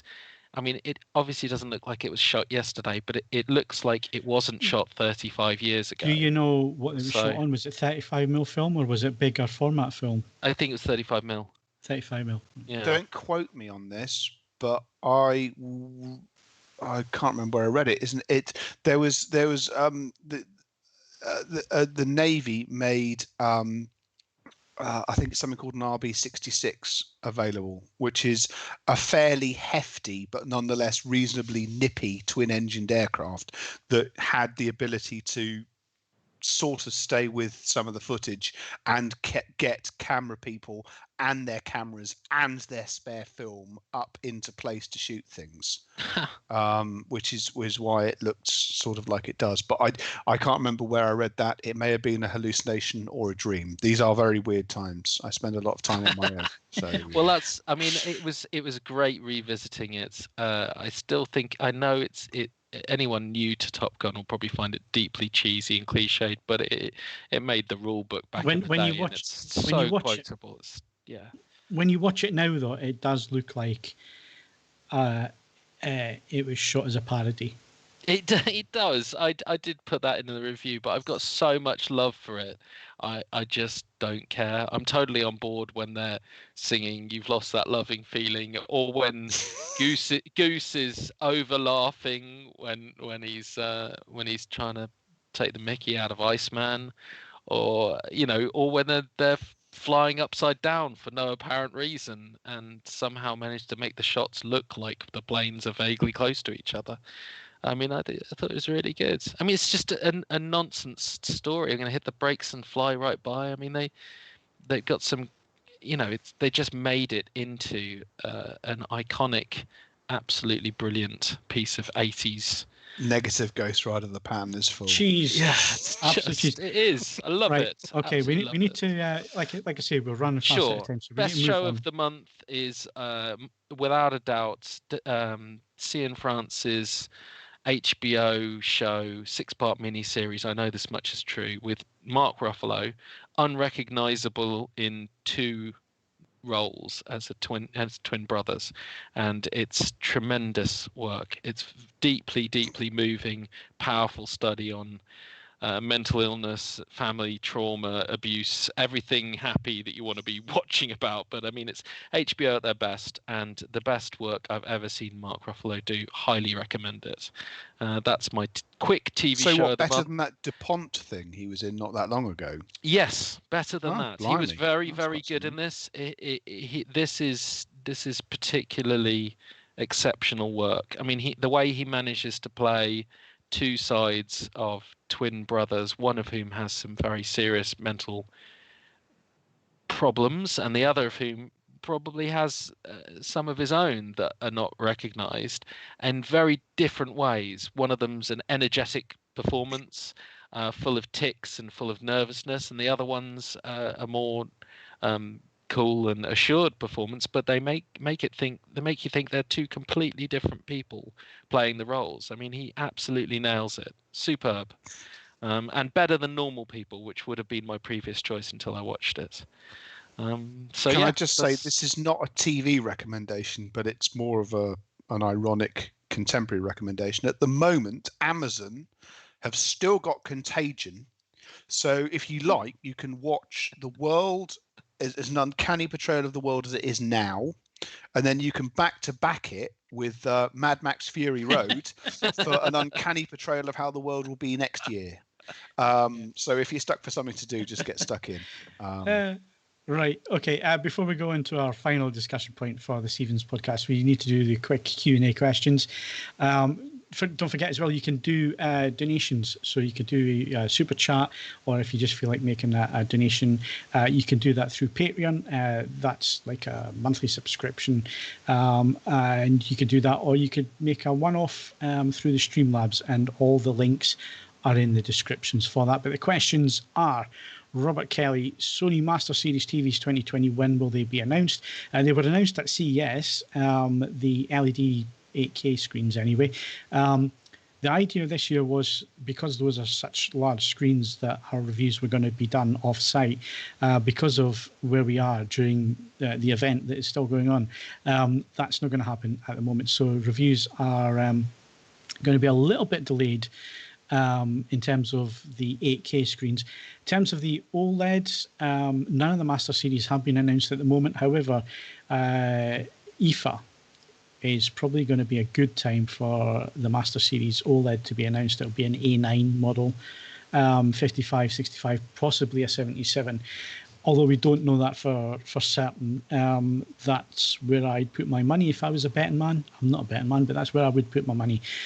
So thanks for your question, Robert. The fee, evening guys, is it worth paying for the Panasonic HZ1000 over the GZ950? Will there be better picture quality in the newer models? That's hard to say at the moment. I certainly haven't seen anything obvious with the 1500 that I have in for review at the moment. The HZ1000, will we be getting that in for review? Always Viral asked that question as well. I've got the 1500 here for review at the minute, which is the same as the 1000, but it has the Dolby Atmos upward firing speakers and the soundbar, but the panels will be the same, and they're the 2020 panels from LG Display. So yes, I have a 1500 in at the minute. That'll get reviewed. I have asked Sony for a A8, which is the non-Master Series TV. I'm waiting on Sony getting back to me. Again, it's deliveries and couriers that are happy to do deliveries, because there has to be some contact. So we do that with PPE, gloves and masks and so on. They have to be happy with that. So those are still being arranged. I'm also trying to look at the Sony LED LCD lines as well. So I hope that answers your questions, Diffie and Always Viral. Martin Otley, can you mix subs for a dual setup? Yes, of course you can. You can mix subwoofers. There shouldn't be any issues with that. Via Mini DSP 2x4, I have not used one of those, so I'm unable to answer that question. I don't think Steve has either. I think the last time we looked at a Mini DSP, I think it was Russell that did that for us. So that'd be a few years ago. I certainly haven't looked at one recently, so I can't answer that. But certainly running two subwoofers, it looks like you're running two, or you want to run two REL subwoofers, so I wouldn't see any issues with that. I wouldn't see any issues with running two subwoofers from different manufacturers, as long as you go about it installing it the correct way, and whether you use an EQ or not use an EQ, there's different ways that you can do that. I would go on the forums and ask a question on the subwoofer forums. Lots of enthusiastic guys on there who will be able to help you with that. I'm sorry, but Mini DSP, it's a bit of a niche product, and it's not something that I've seen lately. Hypnotoad. She who must be obeyed is letting me buy a new OLED. Well done. It's between an LG C10 and Panasonic HZ1000, and we'll have general use, including gaming. Which one? Best all-round TV between the two of them would be the C10, although there are still some questions on the catch-up TV services. Whether that will be answered, I don't know. I have a C10 in at the minute. I'm hoping that by the time my review goes out, they will have sorted out the those issues. We shall see. Between the C10 and the Panasonic, I guess it comes down to what you're actually looking for in the TV. Obviously, the Panasonic, in terms of image accuracy, if you're watching in a dark room, that's where you will get the benefits of the HZ1000. It's better out of black than the LGs, or certainly that has been the case. So that would be a bonus. But you're saying general use, is that generally in a light living room? You may be better with the C10. There's lots of variables there. If you ask that question in the OLED forum, you'll get 600 different answers. You will. You will. It's not easy to answer, but look out for the reviews, because the reviews are coming up, and basically pick what it is that you need. In terms of gaming, the LG is quicker than the Panasonic. There's about 10 milliseconds in it. If 10 milliseconds is going to make a difference to you, I wouldn't have thought. Just very quickly, as you know, I am to gaming what John Candy was to hang gliding. But I have been playing a lot of Gran Turismo during isolation. I've been playing it on an 11-year-old Sony Bravia LCD. And the input lag on that is apparently something in the order of like 60 milliseconds. Yeah, it will be. And can I just say that, I mean, admittedly, my reaction times are measured in minutes and all the rest of it, but it doesn't make a shred of difference to my ability to. Yeah, but it does to other people though. I know, I appreciate that, but I think people. It's just more. I would suggest it's more people. If you're getting hung up on the difference between sort of 10 and 15. That's kind of what I was trying to get. Yeah. LG is quicker than Panasonic, but you're talking like half a frame. And is that really going to make a difference? If you're talking about a frame or more, then yes. But anyway, what you haven't considered there, Hypnotoad, is an LG C9, which has everything on it. And I can't think of any negatives at the minute that the C10 would replace other than filmmaker mode. And we're going to make a video about how you can add filmmaker mode to any TV. So you might want to look forward for that one. Kevin Leary, when do you expect to be posting video reviews of TVs again? Very soon. Basically, what's happened this year is that because I live in a flat and I need to get TVs up the stairs, there has been issues with couriers and being delivered. And what happened was the first 2 TVs of the year went to Steve because Steve has a garden, and the courier was able to leave the TV in the garden for Steve to then go out and unpack and take in. But Steve doesn't do video. He only does written reviews. So the first 2 TV reviews that went up this year were from Steve, and they were written reviews. And that was generally the reason that happened. It was circumstance, what's going on with COVID at the minute and how things were being delivered at that moment in time. That is changing. Like I say, I've got 2 TVs in, video reviews coming with those, and also videos on filmmaker mode and all that kind of thing. Gustavo, Phil, when watching HLG on the World Cup HDR on my Sony 2016 TV, the image is very dark, brightness on max. Do you know why? This is one of those that, off the top of my head, I'd have to ask you all sorts of questions to get a picture of what picture mode you're in, what settings you're using, how you were getting the signal, what room you're watching it in, peak brightness on your TV. I don't know what model of TV it is. You may have added it to the chat, but I'm not in a position to look that up at the minute. Again, this is one probably if you PM me the details, the model number and so on, I could probably give you an answer to that one. But just guessing, it's probably the way that Sony has implemented it. Sony tend to go for accuracy when it comes to HDR, which can mean that because they will set peak brightness at a certain level, it lowers everything else, or it brings everything else down, which can make it look darker. And Sony have a way of doing that. Their OLEDs can look a little bit darker when up against an LG or a Panasonic. It's the way that Sony are implementing their tone mapping and how the TV is mapping the signal. Now, HLG is a little bit different in terms of how it maps, but it could be something that Sony are doing, or certainly were doing in 2016, that could be causing that issue. Again, it's not something I can answer on a podcast. If you send me a PM, I'll have a look into that for you and see if I can come up with some answers. Phil saying new Denon receivers with only one HDMI 2.1. Have the forums heard anything about it? No, I do know that the top flight Denons, they were going to get circuit boards, or certainly you could pay to have the boards upgraded to HDMI 2.1. I would just have to ask why you need a HDMI 2.1 at the minute into your AV receiver. We don't have any 8K. We don't have any 8K sources, and we don't have anything at the moment that can't be done over 2.0. I'm assuming it's a notion that it's a case of the idea of future-proofing. If you want future-proofing, to but do you? Are we going to be 3 or 4 years using 8K and so on? I think it's debatable, but I would be inclined to agree. But then this is the classic case where we have to get out of a reviewer mindset. We are talking about significant sums of money. Again, someone just pointed out I went off on a tangent a minute ago. I am reviewing a pair of loudspeakers which are £600 at the moment, and I've been running them in off a £4,500 amplifier and a £7,500 digital source. And I thought that's probably not the most realistic test. So I dug some other equipment out. So it's a £600 amplifier and a £1,200 digital source, and then into £600 speakers. And I put it all together and I thought, do you know what? This sounds really good for a cheap system. And then I thought, no, that's well over £2,000. Yeah, that's not really the point I was making. But I know what you're saying, Ed. We've got to be. If you're worried about the future, I sort of get where they're coming from. I completely agree with you. Finishing on time. That's what I'm worried about. If Denon receivers are coming with one HDMI 2.1, that's probably all you need, is what I'm going to say, Phil. That's probably all you need. And do you really need it? Yeah, it's going to be one of those personal choice things. But if Denon are going to do it, we'll find out in the next few weeks, because I think there are some new AVRs about to be announced. So as soon as we know that, we'll let you know on the podcast. Mr. Photographer 4, Sky do not support HDR on Netflix and YouTube.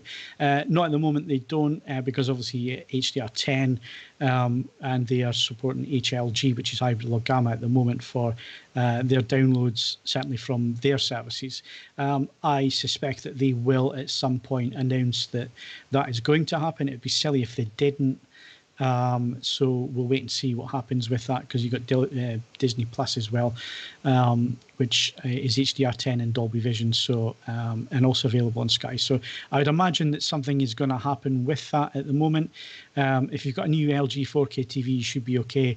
You will need to check what box you're using, and the details are in the news story on AV Forum. So go and have a look at that and find out what box you got, and that should help you there. But it should be coming in terms of services like Netflix and so on. So I think we've done all the questions, because I've answered always Viro's question about the reviews. So let's go on to our final subject of the night, which is the best and worst of Arnold Schwarzenegger movies. And is there any worst?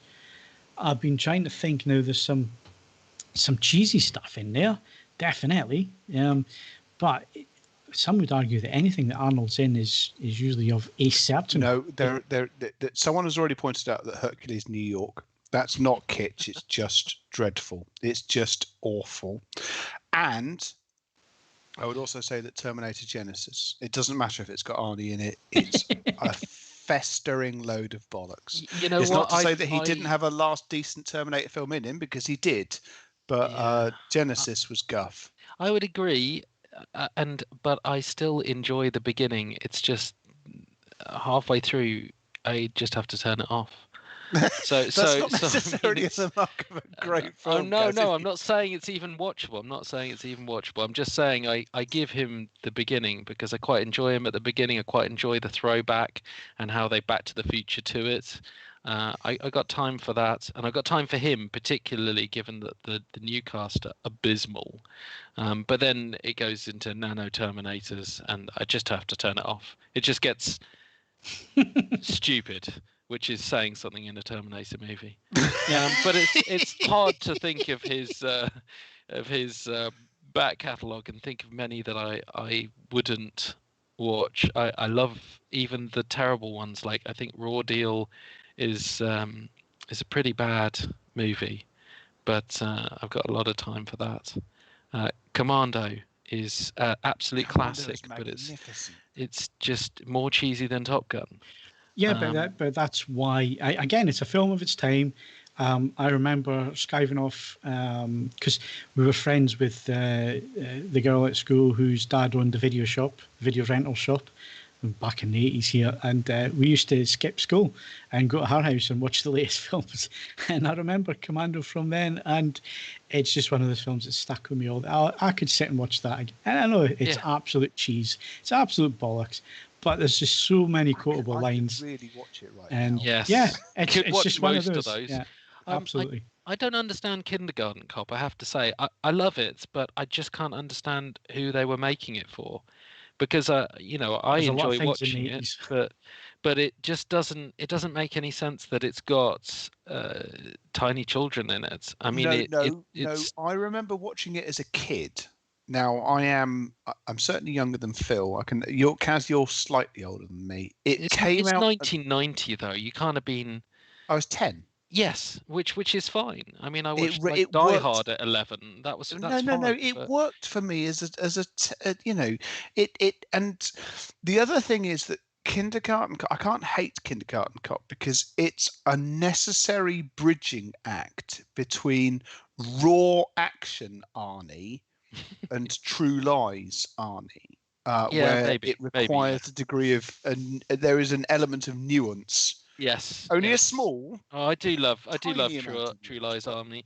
I've got time for Last Action Hero Arnie. I know that people slate it. I know it's one of those, I think, really underrated films. Yeah. I really enjoyed it.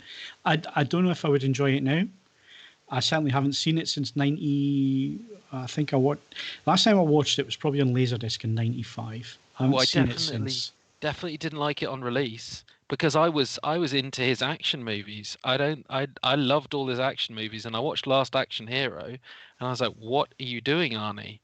But in retrospect, later, I No, definitely I got it from the start. I think in terms of how he was playing. It was a weird film, but it's not Arnie's fault that it's jarring at all. Charles Dance is great. Oh no, Charles. I mean, but Charles Dance could be given a phone book to read in a blank room, and he'd still be a compelling thing to watch. Why isn't he a Sith Lord? I just don't understand. I missed a beat on that. I mean, True Lies is a favourite of mine, but I think just in the current climate, I can see why it's not getting released.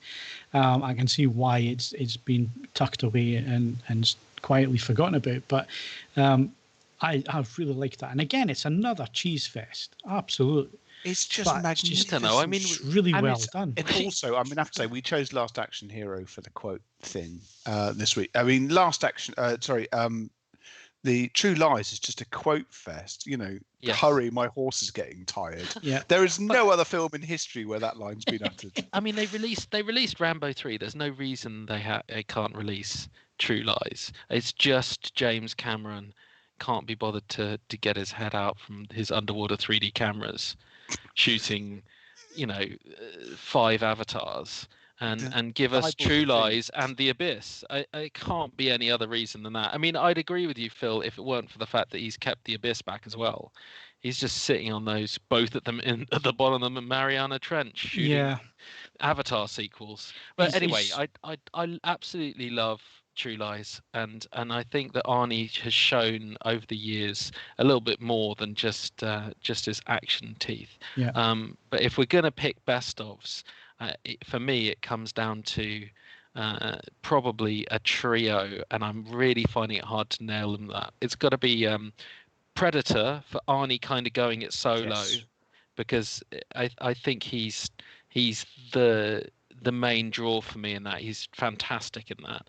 Total Recall, it's Paul Verhoeven, and it has an edge, a sci-fi edge, which you don't normally have in Arnie's films. Even the ones that are sci-fi, I think it's got a little bit more teeth to it than some of his other ones, a little bit darker.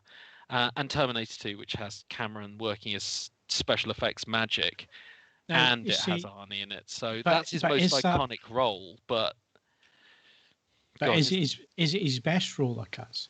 Terminator 2. I would argue that Terminator I would agree. I completely agree. He manages to be menacing with a schoolboy haircut. Yeah.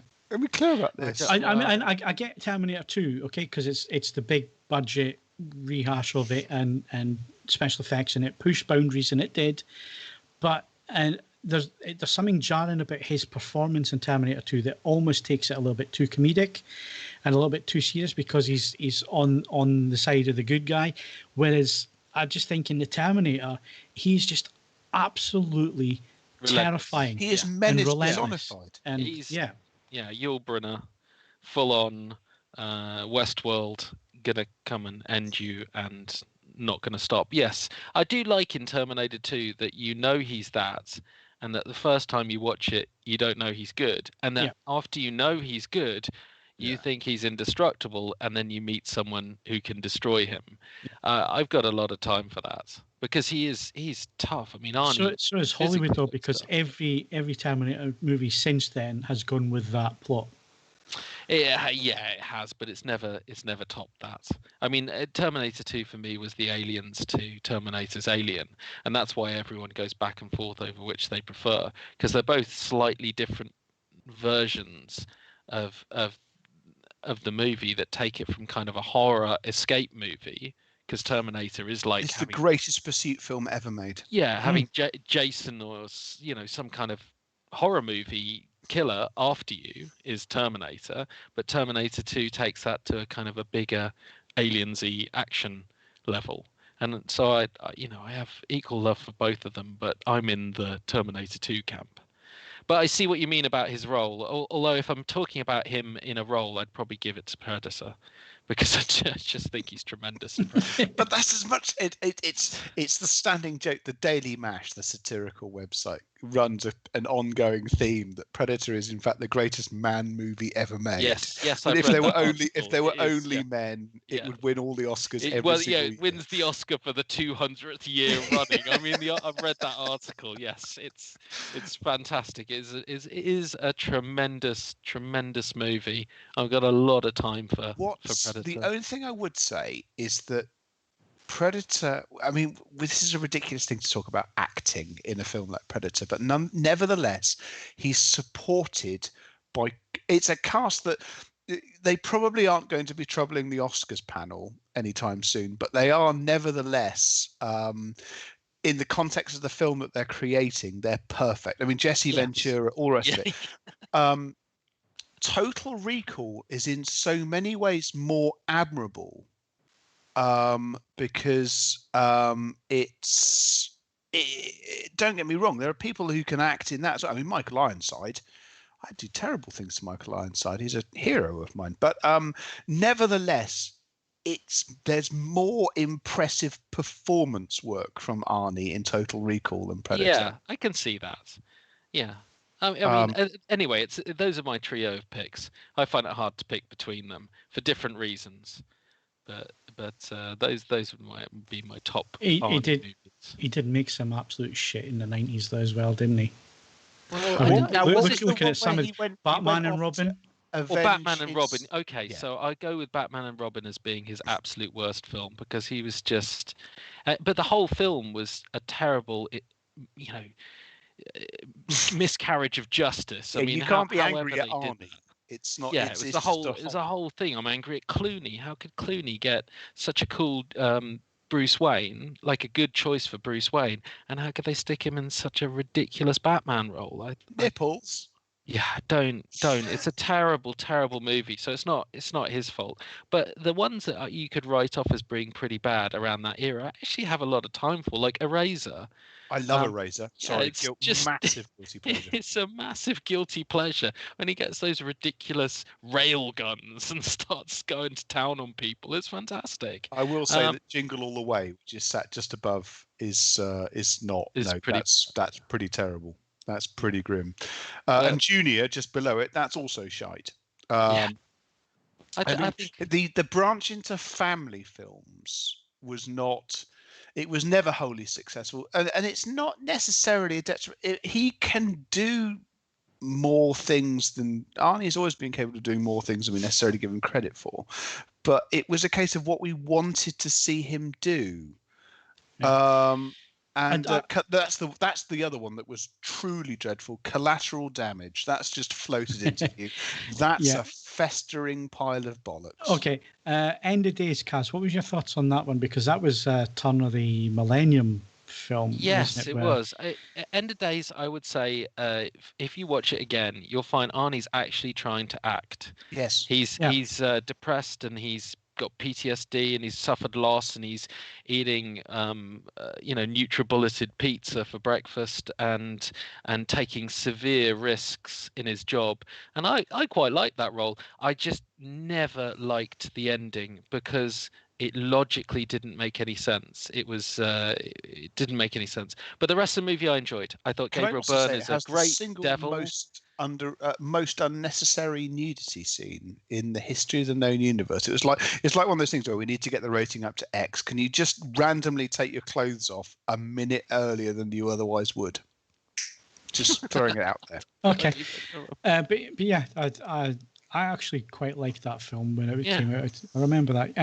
Anyway, we need to be wrapping this up because we are well over time. So unless there's anything that we are missing, Kaz, that you wanted to go over, I think it was just the three of them, wasn't it? Really, for you? Yeah, those for me, they're the three standouts. But I'll watch pretty much anything that's with him, which is going to get put to the test next week because he's got a new movie coming out called Vi 2: Journey to China, where he stars with Charles Dance, funnily enough, and Rutger Hauer and Jackie Chan. And how long ago was it made? It was made, 2019, and it's. I'm dreading it because I've never heard of it before. But Arnie, Jackie Chan. Anyway, we'll see whether this counts on his best or worst list. Right, so just before we do wrap up, I just want to have a quick look and just double check that we will have answered all the questions there. Matt Healy, can you review or talk about the LG NanoCell TV 91?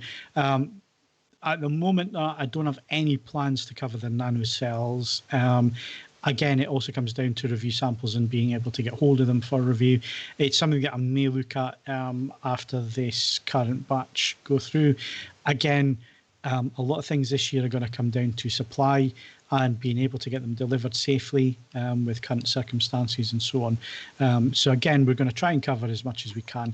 There are no immediate plans for that at the moment, but we will try and do that towards latter part of this year. I think once things hopefully start to get back to some kind of normalization, we will have a look at that. And then quickly, I can't see if there's anything else in there. I think we have covered everything. Licensed Taximan, when will Denon replace the AV, top-of-the-line AV receivers?